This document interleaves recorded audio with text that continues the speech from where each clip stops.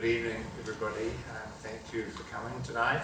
I'm Paul Harrison, and on behalf of the Host Centre for Buddhist Studies at Stanford and my colleagues in the Host Centre, I'm very pleased to welcome you here tonight to this event in the TET and WF Child Distinguished Practitioner Series and Buddhism in the Modern World series. And it's our great pleasure today to welcome somebody who comes from a part of the world which we do not normally associate with Buddhism, and that is Africa. The Venerable Bhante Buddharakkhita has come to us from Uganda, which is his home base, although as we found out talking to him just a little while ago, he seems to be constantly on the move, or at least at the moment that's certainly true.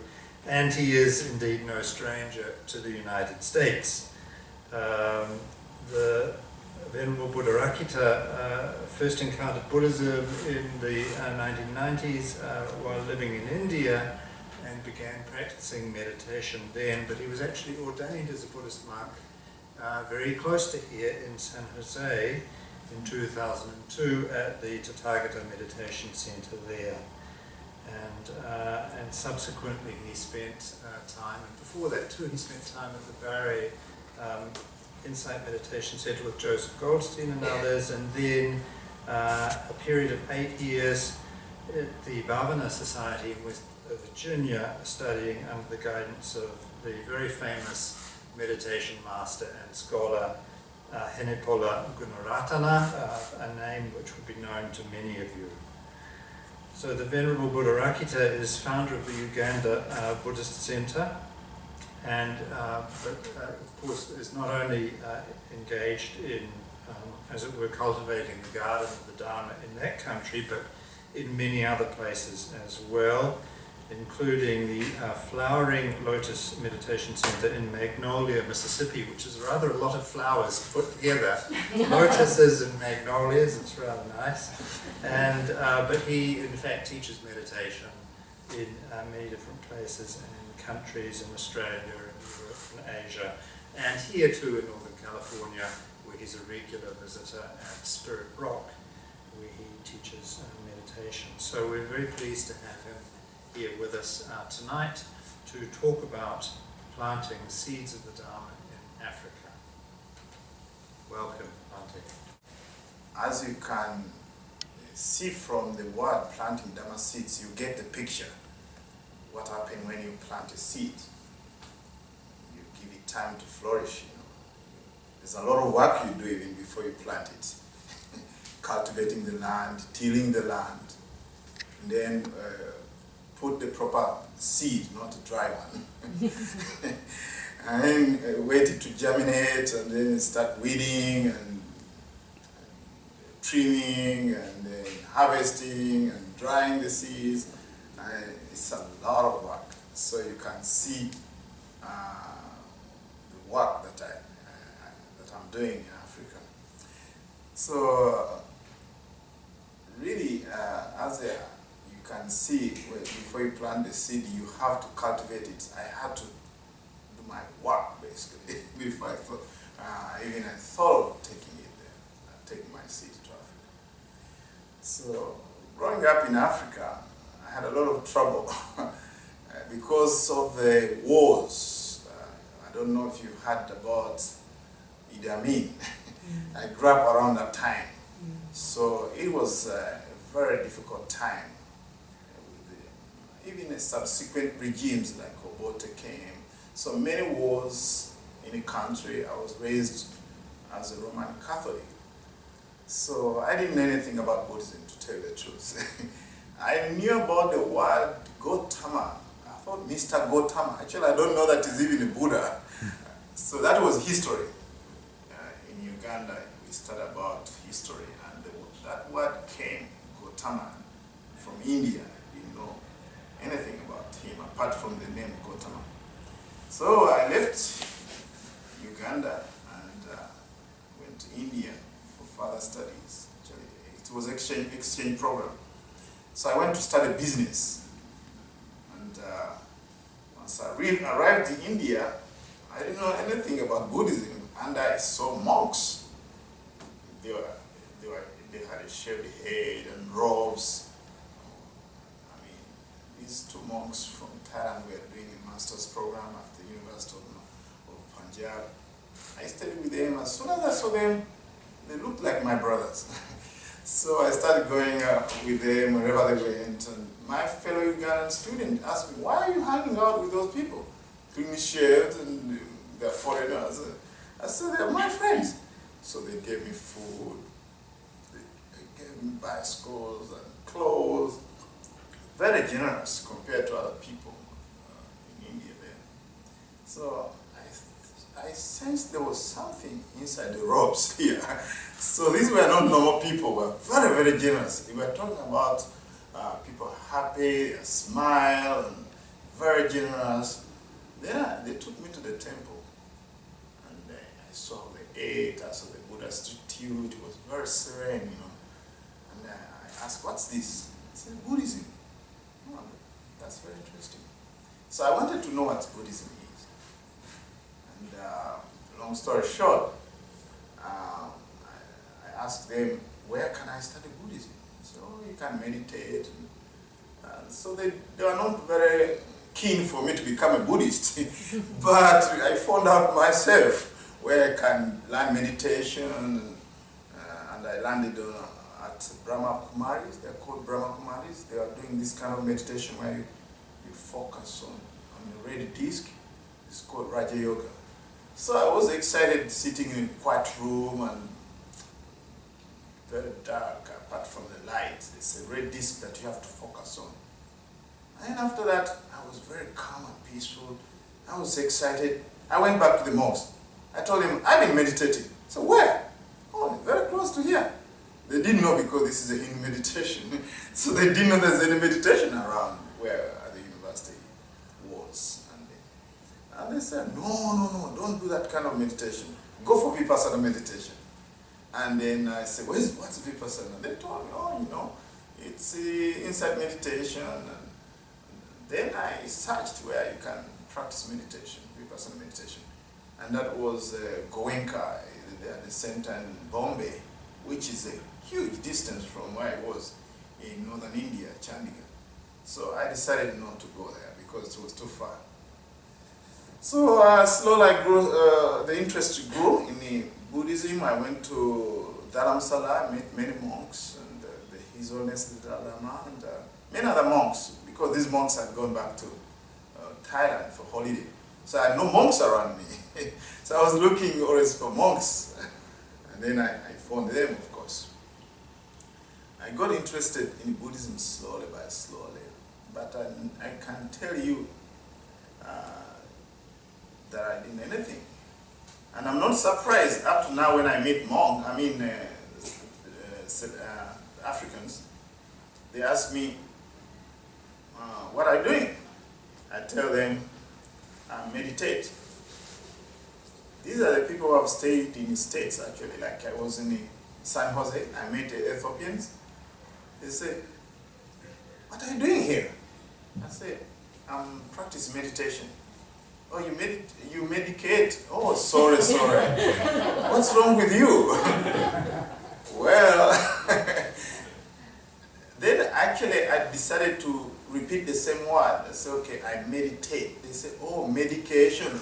Then even the third time, they say, oh, they cannot maybe understand. So I just thought that I'm the only one, actually. But I found many Africans, they don't understand even the word meditation. Even in Buddhism, they don't understand. So even those days, actually, I didn't know much about Buddhism. Slowly the interest grew. How the interest grew actually was based on my nature. I'm a person who wanted to know always something new. In fact, to the extent, if I took a road this side, next time I don't take the same road. I make sure that I take another road. Always I wanted to explore the unknown. So,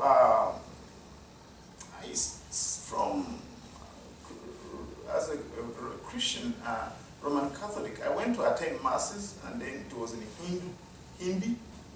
The mass was in Hindi. I didn't understand the word, but I kept on listening. I said, no, this is not going to work. I should go and try to explore other traditions. So I became a Baha'i officially in New Delhi. There's a beautiful temple there. And then from that Baha'i, I was very, very good also. And then I went to Hinduism, Sai Baba, and then after that I went to spiritual traditions like it's called Krishnamurti.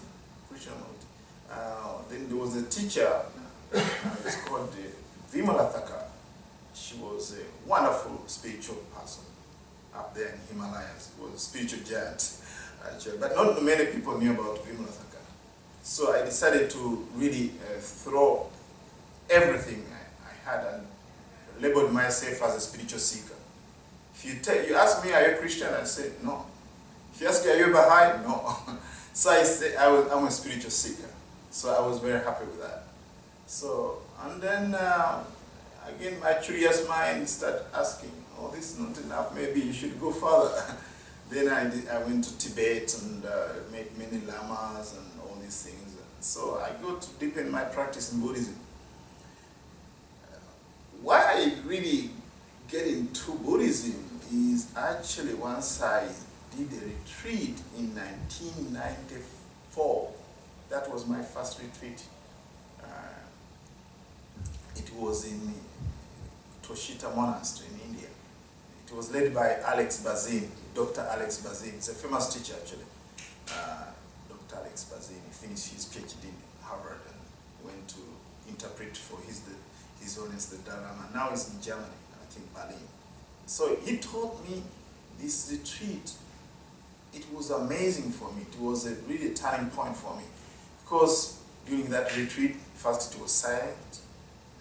Yeah, we had to keep quiet. I've never kept quiet like that. So then it included slowing down. Like the instruction was, before you open the door, first observe your intention, then open the door. I never done that in my life. I just go through doors like butter through the knife, through the knife through butter. So, I mean, this was slowing down. Intention to open, then open the door. That was the practice during those 12 days. And then the cultivation of the mind and the teaching that resonated with me is that in Buddhism, that all people in the world have been your mother, your father, your sister. So, in other words, in Buddhism they say that if you see all beings around, it's very difficult to find out somebody who has never been your mother or your father. For me, that was very important. Why? I grew up in Africa, and then there's a lot of divisions. Where a Muslim, I'm nothing concerned with the Muslim, you were a Christian, and Hindu, we don't know even what's Hinduism actually in Africa. Generally, most people in Uganda, they don't know about Hinduism as a religion actually. Then Baha'i, forget about it. They don't know that we have a Baha'i temple there. So in Uganda, really what's going on is like 66% are Christians. And they're not interested in knowing what others are doing. So for me, it was very important to relate to people like that because I was fed up of thinking that, okay, this is only we Christian, the rest we don't know. They are going to hell, we are going to heaven. So actually that was very important for me. So we are all one family. That was very relieving to know that I'm part of the Hindus, I'm part of the Chinese, I'm not separate. So that bridged the gap inside for me. I was really asking myself, no, this can't be that all Christians are going to heaven and all the Chinese, non-Christians, they are going to hell. No, it's not true. Anyway, I challenged that, but when I found Buddhism, it was answering my question. Another thing that really impressed me about Buddhism was, of course, slowing down, and also questions that were burning for me that have never been answered in other traditions that I navigated was, what's the purpose of life? That was a big question for me. In fact, even when I met the first teacher, Hindu teacher in the Vimalataka, I asked this question. I asked 3 questions. Where are we coming from? Where are we going? Why are we here? For me, those were burning questions in my life. Even every tradition I went to could not answer me clearly. But once I started studying Buddhism, it was very clear the purpose of life is to attain ultimate happiness. Where are we going? Ultimate goal. That's final liberation, Nibbana. So then I found out in the tradition where I grew up, it was heaven, and Nibbana was even farther than heaven. So that was reassuring that actually the heaven is just a signpost. The journey continues. So many things actually, many teaching resonated with me, like the law of karma. All these things were very interesting. So anyway, that covers why I became a Buddhist. How I became a Buddhist, I've told you that it was a slow process, like planting a dharma seed. And very interesting. Once I was so much enthusiastic about Buddhism, there is a thought that came in my mind that I should spread this teaching, that new teaching, to the rest of Africa. That was my ambition. So, very young, I said, wow, if I form an organization that can bring the culture, Buddhist culture, with African culture, that means Tibetan culture, where I've been actually, because those days I just been to India, Tibet, and Nepal. So I said, okay, if I can really form an organization which is called Afro-Tibetan Friendship Society, then I would have in each country, which is like 53 countries in Africa, I would have a branch in each country, and I would spread Buddhism to each and every country. That was my ambition. I went to have a private audience with the Dalai Lama, His Holiness the Dalai Lama, to give me a blessing for that project. He told me, well, this was just 2 of us talking. He said, well, I've been to Africa, because that time he had just been to one country in Africa. He shared his experience. But he told me, you know, you need a spiritual friend. He really advised me very, very well. Those days I didn't have enough spiritual friends, but I want to spread Buddhism in entire Africa. So what an ambition. So anyway, I went back, contemplated on his advice. Then I met some few Africans at the university from Ethiopia. I told them my newfound faith. I want to spread it in Africa. But for them, they say, okay, half-heartedly, you know. But for me, I was really fuming with a lot of enthusiasm, you know. But for them, they were mediocre, you know. They didn't understand what I was talking about. So I collected a few Africans, one from Kenya who was a nun who died actually. She was a Tibetan nun. And then Ethiopians, and one friend of mine from England to be the secretary of the organization. I'm telling you, that organization didn't take off because I didn't have spiritual friends. And you know, as you know, all of you, that the Sangha is very important to spread Buddhism. The Sangha, the community of practitioners like you. And I think it has to be quality Sangha. Like I can see all people who turned up for this talk. It's quality, not quantity. So I'm very glad to have a small club that's quality. So it's very, very important to uphold these qualities of Sangha, unity, support. So anyway, I didn't really succeed with this organization. It took me 10 years to find spiritual friends, and the Dharma, His Holiness the Dharma was right. Because I had to now to move on around the world. I went back to Uganda. Everybody wanted to convert me to Christianity. I said, it's too late, I'm sorry. And so I was having a shabby head and said, what's wrong with you? I thought you went to India to be a successful businessman. So anyway, the Ugandans were frustrated. I was frustrated because every time I meet Ugandans, they say, oh, what religion are you? I said, Buddhism. So what is Buddhism? So I had many Dharma books from Pema Chodron or Tibetan books. They said, you should burn your books and get a Bible. So I said, no, I'm not going to live in this country. So I could not fit in Uganda. So I left Uganda for South America and spent 1 year. That's how I ended up in the States for my practice. I did a 3-month retreat. For 3 months, I meditated. So that's led to becoming even a monk, actually. So after I became a monk, that's when I realized my dream of establishing a center in Uganda. We are talking about 2005. I met His Holiness the Dalai Lama in 1994. So his advice took that much, because once I became a monk, I had all these teachers. One is Sadhu Silananda, who actually was a meditation master. He was left by Sayadaw Mahasi Sayadaw when he came here in 1979 to authorize Joseph and Jack Confield. He's the one who authorized those teachers, famous teachers, to teach meditation. Even in Sharon, there's also another teacher.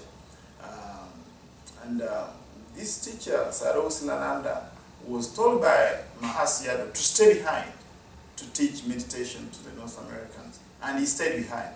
And guess what? That was my first teacher who ordained me. And then after that, I went to Bhante Buddharakkhita. After that, I got so many teachers, Joseph Goldenstein, Jack Confield, many teachers. So I had really a bunch of spiritual friends which could help me actually to do the work in Africa. So I went back to Africa in 2005. That's how I established the first and the only Buddhist center in Uganda. So now that part is finished. Now, what's Uganda Buddhist Center and what we are doing there? Now you know why I became a monk, why I became a Buddhist, and why and how. Right? I was ordained here actually in San Jose and practiced there for a long time, on and off. The practice was very tough actually. Burmese practice. You wake up at 4:30 and then sit, walk, then sleep at around 10. And I remember one time I wanted to water plants. I went to my teacher. So, may I water the plants? He said, no, go and meditate. Other people will water the plants. So even watering plants was not allowed where I practiced meditation in San Jose. That center is called Tathagata Meditation Center. The teacher was so tough that every time, even when I was meditating, he used to check, look like this, to see whether I'm meditating or not. Even in walking meditation, he used to go out and look where I'm doing my walking meditation. So basically, I got a good practice, as I told you, planting dharma seeds. I really cultivated the seed, and it was ready to germinate somewhere on a continent. So that's how I took the seed to Uganda Buddhist Center. Now, how Uganda Buddhist Center started? Well, when you look at Buddhism in Africa, Uganda Buddhist Center is a little bit strange the way it started. Just to recap about Buddhism in Africa, Buddhism in Africa is mostly it's brought by foreigners. Like we have Chinese, they build a temple in South Africa, especially in South Africa we have so many Taiwanese and Chinese. So they build their center, they come with the money, pump all the money into the temple, and they build these temples and universities, and there's the actual African seminary in South Africa. It's all Taiwanese, and then you look at other centers, it's Thailand, in Sri Lanka. So then when you go to the other countries in a continent, the picture is different from Uganda Buddhist Center. For instance, when you look at Kenya, the temple is a private temple.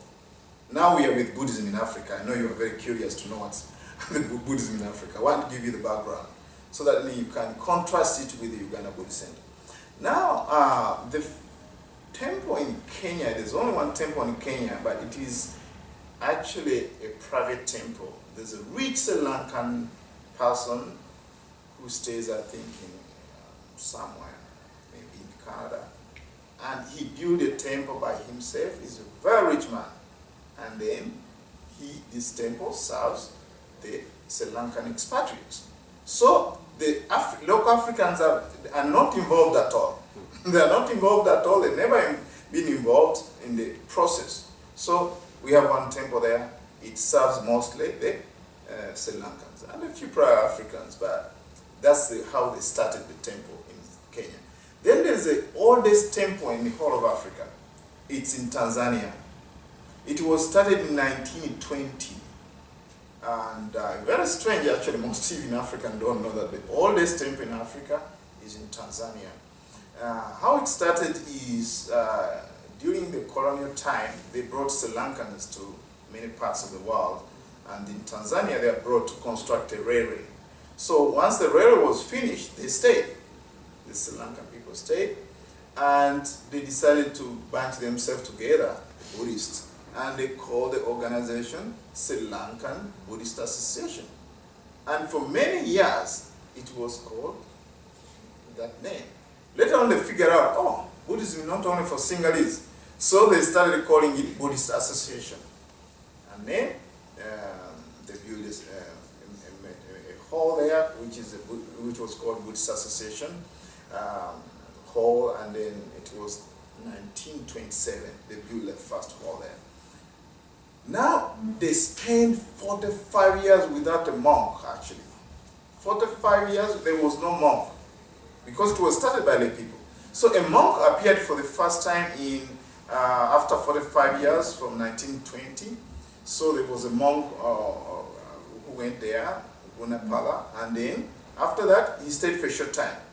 Then another 42 years, another monk came, which is called Venerable Narada. And he didn't stay for a long time. It's only recently, 1998, another monk from Sri Lanka came to take over. So in that temple, again, we can see the history. And Africans are not involved. Though now some Africans have started to visit the center, but there's no monk in Tanzania. You can imagine a temple spanning over 95 years. There's no monk at all in that country. So that gives you a picture of Buddhism, that we Africans, we just see temples, we don't know what's going on there. Now, we look at another temple in Kenya. We finished Kenya, Tanzania, there's Botswana. Botswana, it's a temple, Buddhist temple in Botswana, was started by, again, a Sri Lankan. I think he was a chartered accountant. And they built it on a private property. And now, of course, he was very rich, and then finished the temple with the pagoda. And then there's no resident monk. In that country, there's no resident monk. So precisely, this temple serves more of the expatriates. Yes. Then there's another temple in Malawi.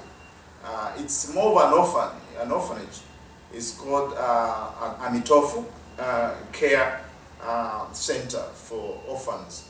So again, that's Chinese. That's an offshoot from the Falkland Center in South Africa. So there's another center which is an affiliate to that center. It's in Mali. Then we have places like Ivory Coast and Cameroon. We find Mahayana kind of Buddhism. They don't have temple, but they have Japanese maybe there, staying there, following Soto Buddhism or Mahayana. So that's what Africa is all about. There are 11 countries out of 52 countries where we can find Buddhism in one form or fashion. However, Uganda Buddhist Center started differently. You remember planting Dharma seed? It organically started. So as a native of Uganda, I started from scratch with a tent. I had a tent, my tent, from Thailand, and it was not waterproof. So I went with that tent, no money, nothing, no help actually. I went back to Uganda to see my mother, and for some reasons I wanted to do what we call a pilgrimage. I went to India, then Burma, meditated for 2 months with the great masters. I studied Buddhist psychology, Abhidhamma. This was a crash course actually for all teachers from America. So I was supposed also to do that course. After that, I went to Sri Lanka. I got a statue from Sri Lanka and I put it on my lap and flew back to Africa with my statue. It gave me lots of problems. When I reached Bombay Airport, I wrapped it in robes actually. When I reached Bombay Airport, I was carrying it in my, like this, like baby actually. And so, where's the boarding pass? They were asking the boarding pass for the Buddha statue. They thought I'm a female actually because I was in robes. So they thought I'm a mother holding my baby. And I had handed in my boarding pass, but not for the baby. And they were so surprised. I said, no, it's a Buddha statue. So they checked it, and of course, there was no problem. Once they checked, they found out it's not a baby. So then I landed in Kenya. Then in Kenya, it was terrible. When I reached the immigration, they asked me, please give us your documents. And I was holding this Buddha statue. And I put it just on the desk. They said, open it. So this is voodoo. You're smuggling. First they said that I'm smuggling drugs. And I said, I'm a monk. I cannot smuggle drugs. And then they thought, oh, what's this thing you're carrying? Is this African voodoo? I said, no, this is a Buddha statue. So they had never seen actually Buddha statue, the immigration in Kenya. So then I wrapped it and hold it like this. So then I was stuck because I could not hold it. First they refused me to put it there on the table. And then I could not hold it and at the same time give my documents. So what I did is to take the Buddha statue, put it there, and there was a table, a chair there on the table. I put it there and then I came to immigration. They made an announcement that they are going to trash all abandoned luggage. They said, so then I was stuck. Then I had to bring it and then hold it because they were going to smash it because it was unattended luggage. So I was holding my Buddha statue like this. I could not give the documents. I could not put the Buddha statue down. I was really stuck until I had to lean against the wall like this with the Buddha statue, get my passport and gave it to the immigration. So I took the Buddha statue to Uganda and then I started in a tent. And then once I started in the tent, staying in the tent, and then I called my mother to visit me, and my mother was asking what's Buddhism, and he was very interested in Buddhism, and I explained about Buddhism and the pictures that I had taken. I had taken a lot of pictures of temples in Burma, and then they were impressed. The people, especially my relatives and friends, were impressed about all these pictures. And one time it was raining, and I decided to get a room where I put the Buddha statue, and I stayed there. So my mother came and looked at the Buddha statue and said, this Buddha statue is so beautiful, and I'd like to become a Buddhist also. So I actually gave the precepts and the 3 refuges to my mother, and then that was the second Buddhist. Only one in the beginning, then 2 Buddhists, and then later on my nephews and my sisters. So at the very beginning we had 5 local Ugandans who were Buddhists. That reminds us of the Buddha's 5 first disciples. There were 5. So I was Buddharakkhita, my name, and I had 5 disciples.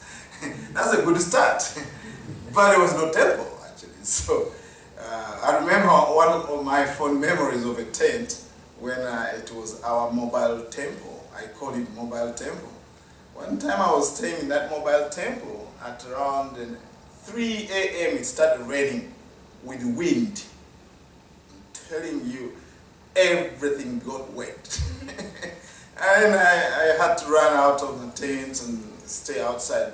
At around 3:30 I was outside of that mobile temple. And then, of course, the next day I had to dry my tent because it was so wet. And there was no temple, of course, to stay. I could not stay with lay people, so they didn't know. In fact, they were running away from me. They thought I'm mad. They thought that I'm going to a mental hospital or coming from there or both. So now, there was nowhere to stay. Basically, I had to stay in a tent. So one time I raised my tent and then dried it. And the people around it came to me, is that where you stay? You a monk? We had that monks love tent. How can you stay in a tent which doesn't touch the bottom? Because you know what I did is to hang my tent so that it is not on the ground.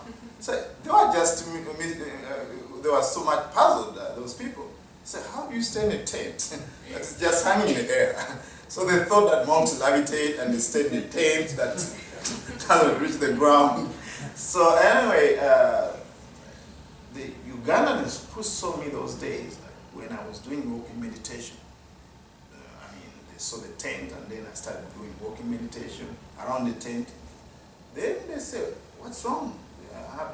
Have you lost anything?" You know, when you do walking meditation, you keep on looking at the ground, and then you go back and forth. So the people came to me, "Oh, what have you lost? Can we help you to find something?" So anyway, I knew that there's a battle, really, a lot of work, like planting a seed. There's a lot of work you have to do, sensitizing the community. So many questions came up during those days. As I'm dressed like this, I went to the pharmacy. So, "Oh, what's wrong with your arm? Is it broken?" Because when I could stand like this, on a pharmacy, on a counter, I was looking for medicine because I was getting malaria, I think. Yeah. So I was like this and said, "Oh, sorry, your hand is broken." I said, "No, it's normal." And then as I walked around the village, they said, "Oh, look at the man with one hand." So actually they thought that I don't have a hand. When you all burned bed sheets like this. So people thought that I didn't have one hand. So I knew that most Africans don't understand Buddhism. They've never seen an African monk. Yet I had a lot of work to do. Like as a monk, I had to go for alms round. That's collecting food. That's most of you, maybe you're familiar with this practice. You go with the alms bowl, and in the morning you stand until people give you food. Wow, that was another area of amusement. I mean, the first time I was in Kenya, I took my alms bowl, and then people said, "Wow, that's a football." Because it's round like this, and it was in a bag, it said it's a football. "Oh, this is a beautiful football." Then I continued walking, and then I met farmers. They said, "Oh, you are carrying a bomb." They thought that is a bomb, actually. So then I said, "No, please come and see." They came up curiously, looking like this. "Ah, it's empty." I said, "No, it's not empty. It's full of air." So anyway, I passed that. And then I kept on walking barefooted, and people say, "Oh, no, don't walk barefooted like chicken." So they say, "Balls are going to cut you. Be careful."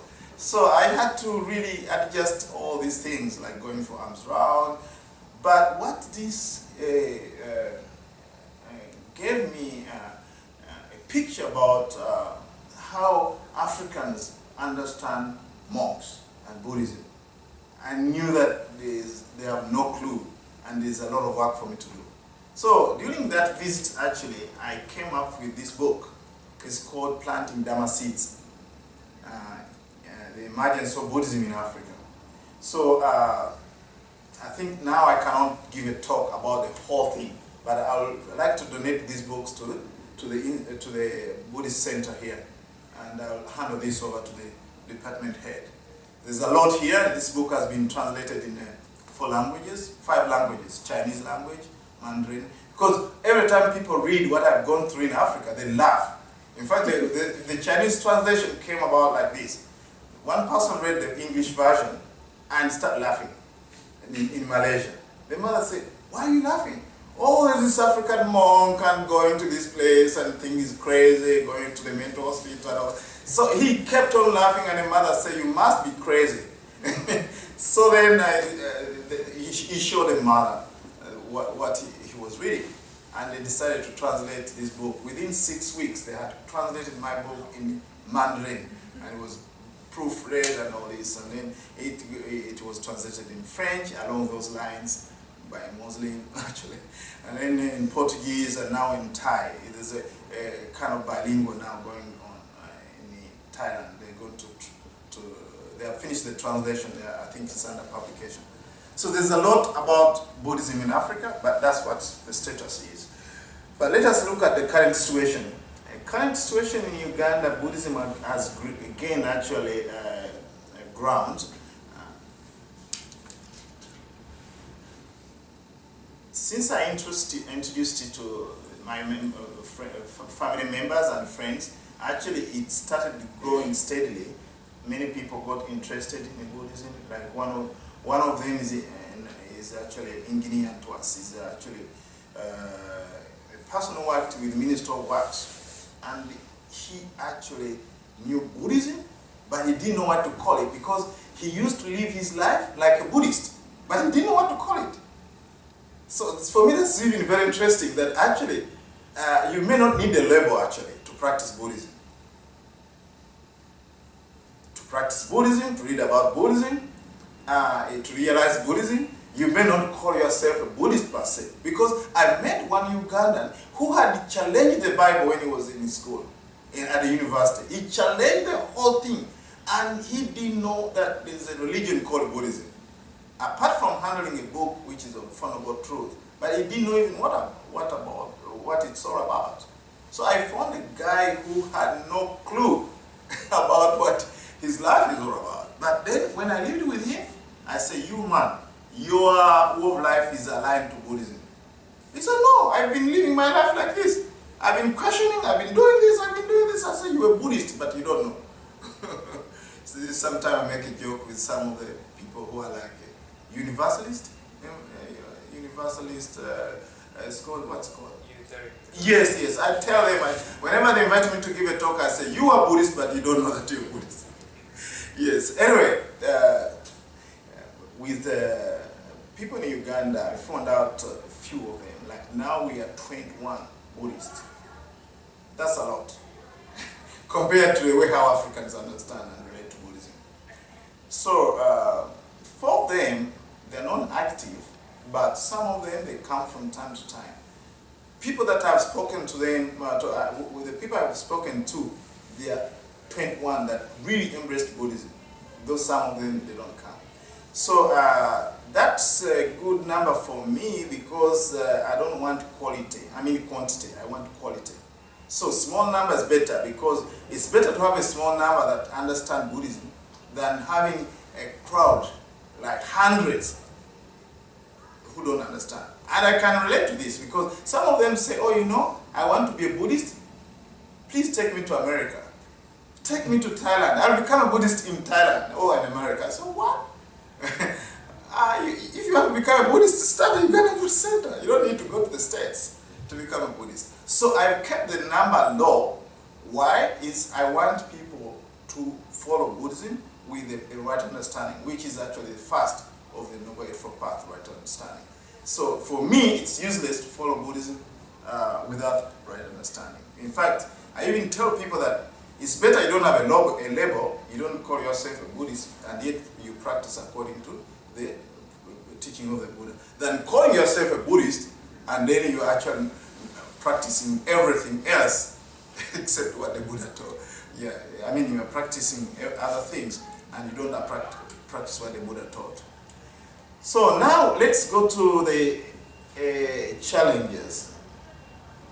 We have a few challenges here that came up with another book. You'll be amazed, this is a red book. I have a few challenges here I'm going to tell you before I end up the talk, and then I invite the Q&A. I have a few challenges, despite I've got all these interests, like there are a few Ugandans who have come to Buddhism. We have also, I've ordained my mother. My mother is actually a Buddhist nun, and she's the first Theravada Buddhist nun in Uganda.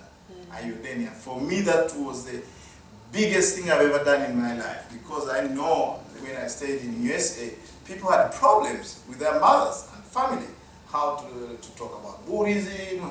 But for me, my mother becoming a Buddhist and ordaining her as a nun, she's still a nun. I took her even to Japan.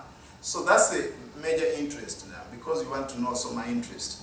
Another interest is actually introducing Buddhism to the Loyal family. I've taken the Loyal family 3 times abroad. He's the king of Toro. I've taken him to Japan, and he said that his mission is Buddhism. And he was born as a Christian, but it's amazing how at least he's willing to morally support Buddhism. And now I took him to Hong Kong for a conference of Buddhism. Recently, I worked on his trip to Vietnam, and he was awarded a honorary degree in humanism. So I remember the Queen Mother asked me, okay, we all want to become Buddhists. So for me, that's very interesting to introduce this thing to a loyal family. I mean, I don't know whether they will become real Buddhist, but anyway, that's a good start. Yeah. So then another interest is actually people always telling me that they have seen a difference in their life since I introduced Buddhism. They always tell me that, you know, before Buddhism I was suffering, but now I feel very happy. So getting that feedback for me is very good. In fact, I have staunch Buddhists. The people I've introduced Buddhism to in Uganda, some of them are staunch Buddhists. Like when they start talking, I don't talk.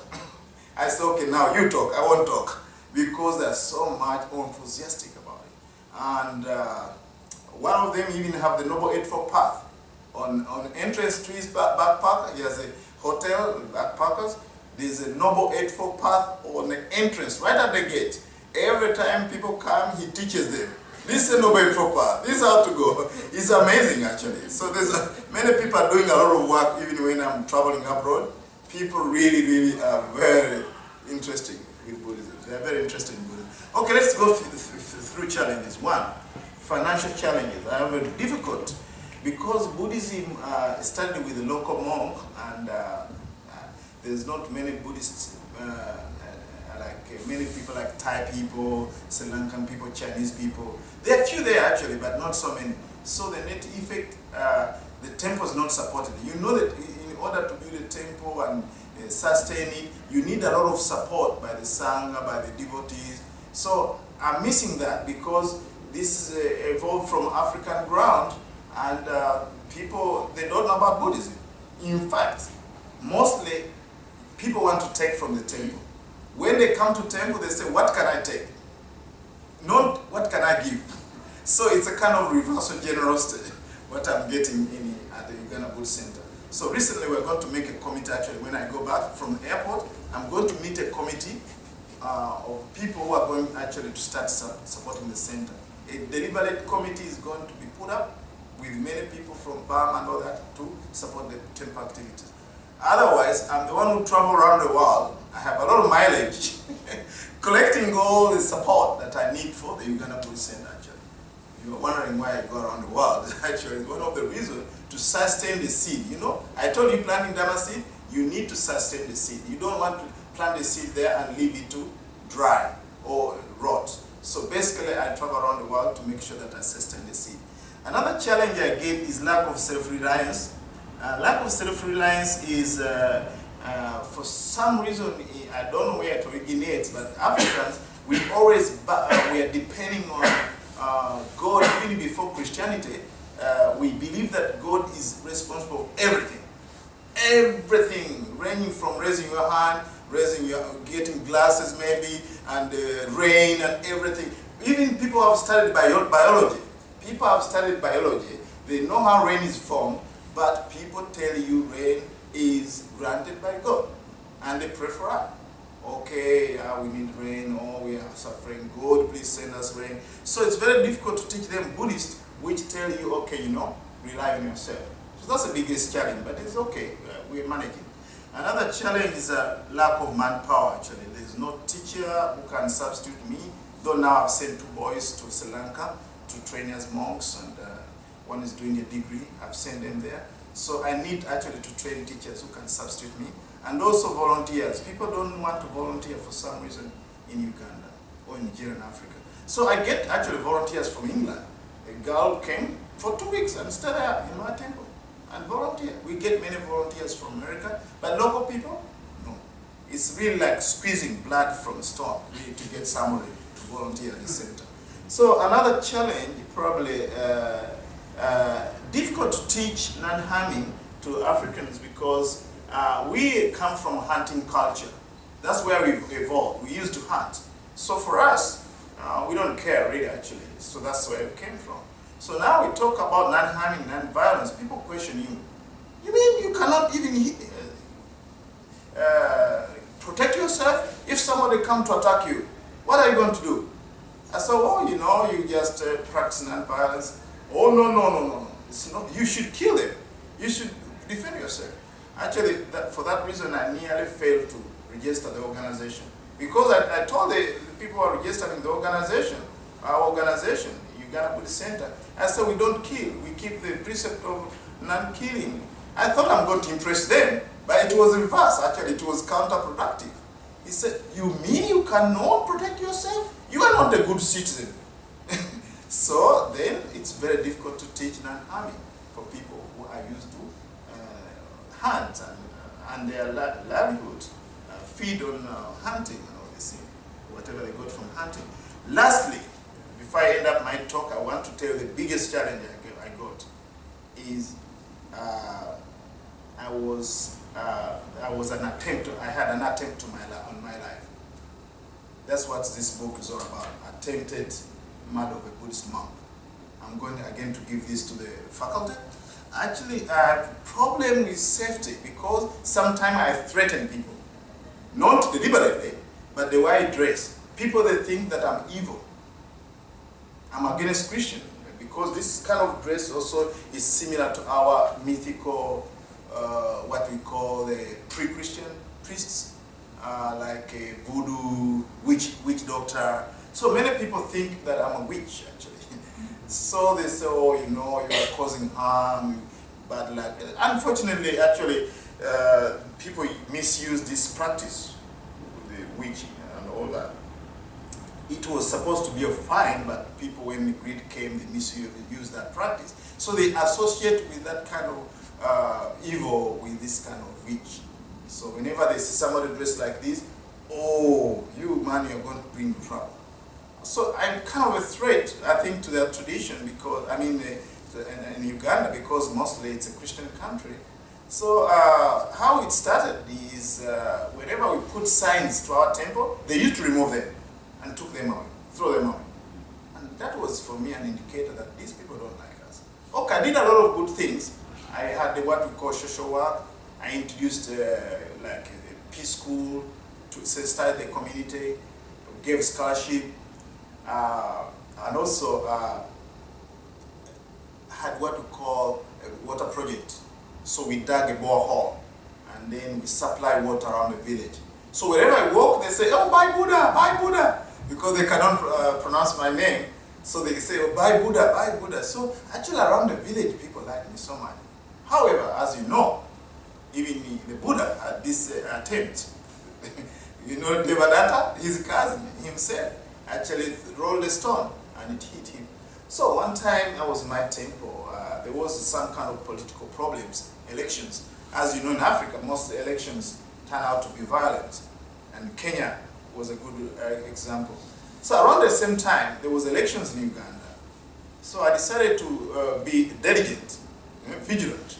I decided to go to a security company and they hired a security guard, at least to protect the property, because I knew they could burn that temple, because they had some riots and they burned the police, even the king's palace in Uganda. They burnt it down for any other reason I don't know basically. So I knew there must be a problem maybe. So then I got a security guard, and one time I was actually that day when I invited the princess to come to Uganda Buddhist Temple, planted the tree. I was really in high spirit.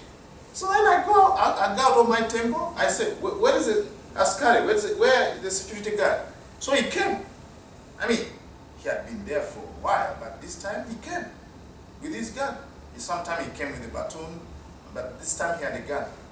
And then he said, how are you, my boss? I want you to remove this security light. And then I didn't remove it. And then he said, please remove that security light. It's a second security light. I got it from the States. It's like a solar one. You stick it in the ground. So he knew how dear that security light was for me, because in Uganda I cannot get it then. Then he was prompting me to get it.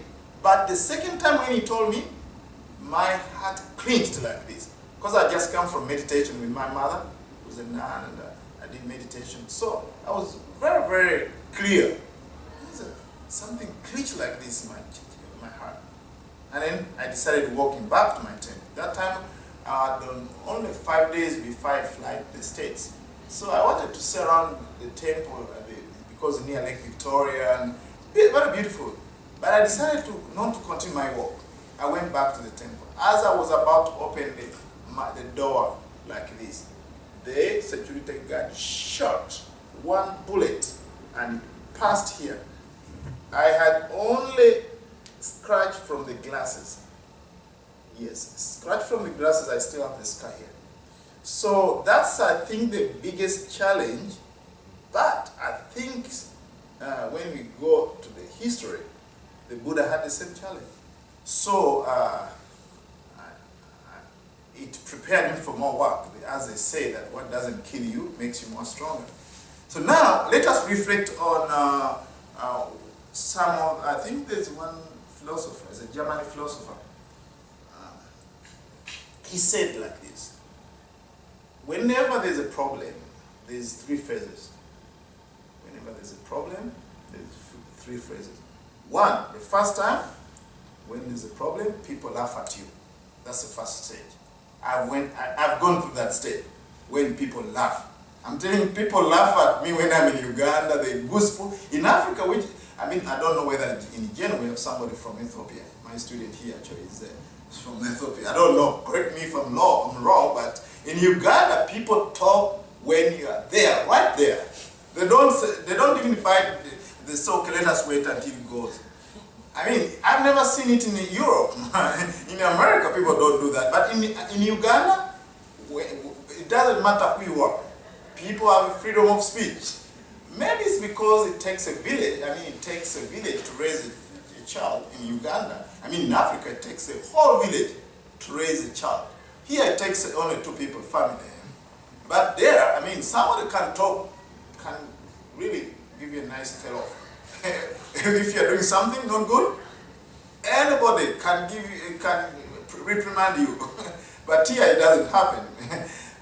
But when I'm in Uganda, people laugh at me actually all the time. So that's when you have a problem. The first phase is people laugh at you. Now the second phase is that people fight you.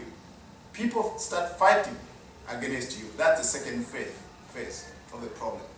Then the third phase of the problem is people join you. Now you have seen clearly, I've gone through those stages. First, people laughed at me, they fight me, and they join me. Now the king has joined me. So my friends, this is a short talk about this. Actually, this is like to take 4 talks or so, but I tried to summarize it because you asked me to talk about Buddhism in Africa. I've already contributed to this book in Sri Lanka by the Minister of Religious and Foreign Affairs. Yes, this is a printout. Also, I will give it to the department. This is a whole talk. This is another whole talk. And also this is another talk. So all the three are here. Since I have not enough time to talk about this, I'm going to give this for your reference. All doctoral students and your students can read more about it. And I'll be happy to send more books, especially on planting dharma seeds, the bilingual one, which is going to be printed in Thailand, so that you can have more books in your library here to read more about Buddhism in Africa. I'll be happy to give you that. So let us sit for a moment or two.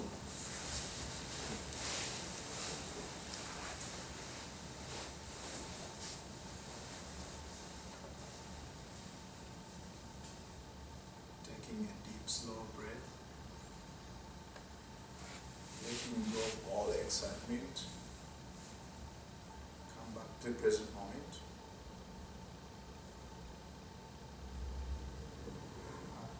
Pamaya sape satanam suko kamato pasitwa kamato metta sabbasate subhavayi. Having seen that all beings like oneself are the exact happiness and develops methodically loving kindness for all beings. Thank you very much for listening. I offer this for your reflection. And you're welcome to Africa. One person is coming to Africa. She's called Jane there. So she's coming to Uganda. She's going to do a documentary about my work in Africa.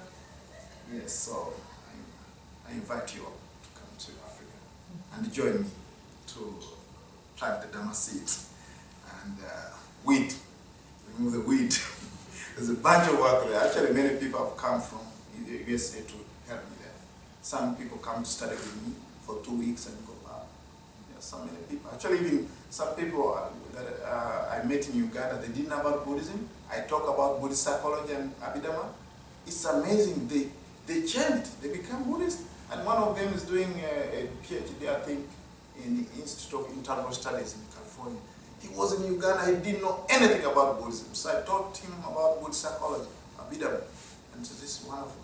He called his mother, came to the Uganda Buddhist Center, they camped at my temple. I was surprised that he's in California doing his thing in Buddhism. So, yes, you're welcome always to Uganda.